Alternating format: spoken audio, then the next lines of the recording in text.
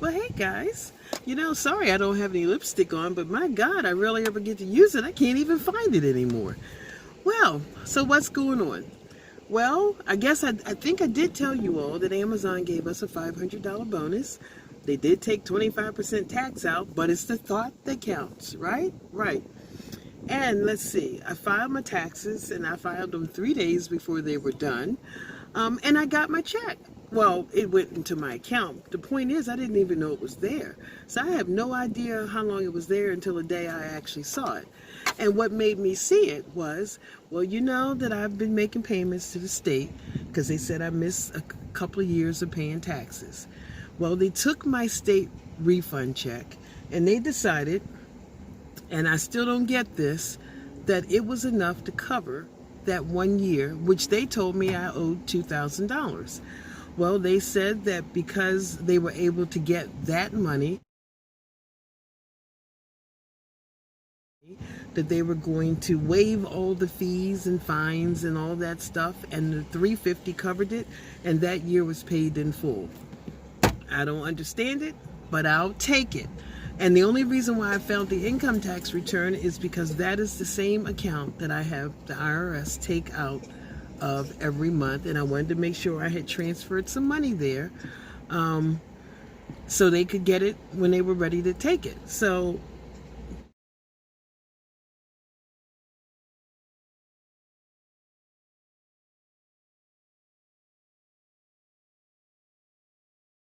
it's been a good month. Here's the other thing.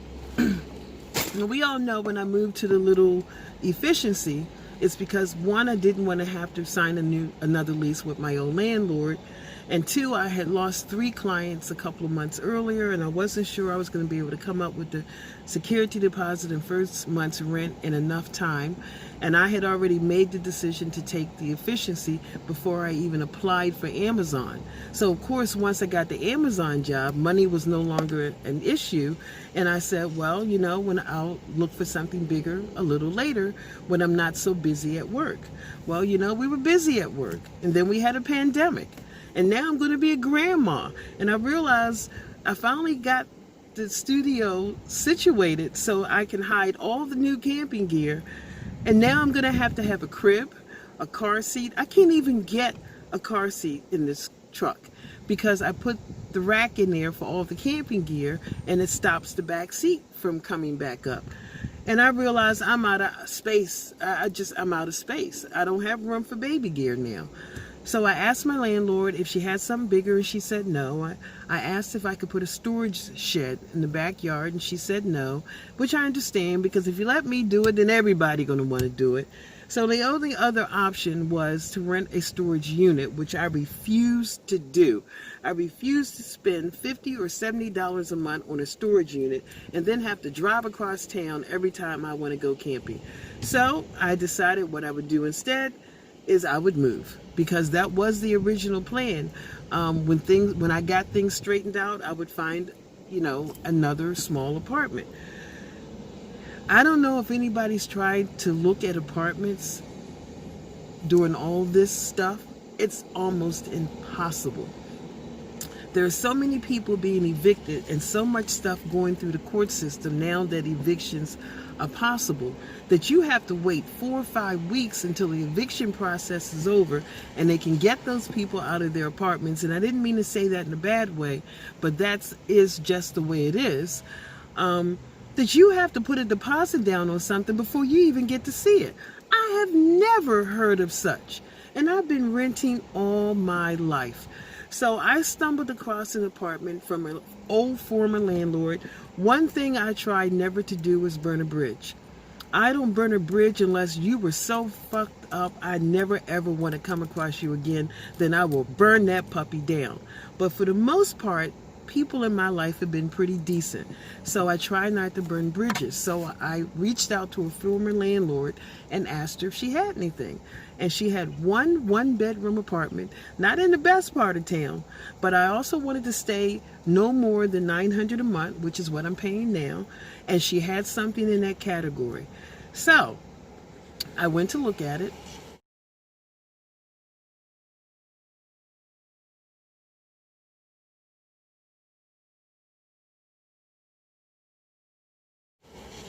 And like I said, not the best part of town. And there are a few things that I saw on the outside that could be addressed.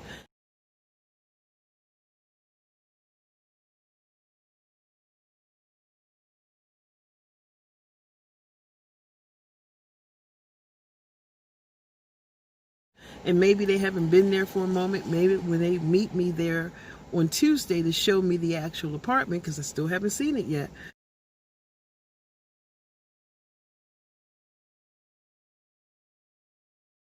they will notice and do something about it. But I do know that they are good landlords and they care about their properties. So while I may not know what the inside looks like, whatever is wrong, they will take care of before I move in. So it's been so hard just to even get that far in the apartment hunting game that I am almost willing to take this sight unseen, because it does meet my criteria. It is under $900 a month. All the utilities are included except my cell phone and cable, which is not a bad deal. It's 1 bedroom. It's in an older, if you can remember Gone with the Wind, it's in a big old house like that, divided into 4 apartments. My sister is going to hate it because her idea of columns means slavery. I see columns, I think of Gone with the Wind. So I guess it's all what your perspective is, but I thought it was a fabulous old house from the outside. But at least it means the rooms are going to be big and roomy.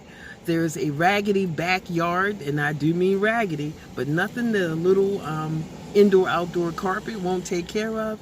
And Sheila will finally have a private outdoor space again. So I told my daughter about it, and now I have to convince her that I'm not putting myself in drug territory, and I'm not going to get raped, robbed, and pillaged.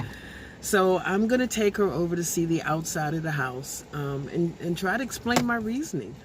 And basically, September is prime. We're talking 12-hour shifts. October, she's going to have a baby. Anytime I'm not working, I want to spend over there. November, we're getting ready for peak again. And in the packing department, that's 6 weeks of 12-hour shifts. Unless I do something now, then I have to wait till next year. So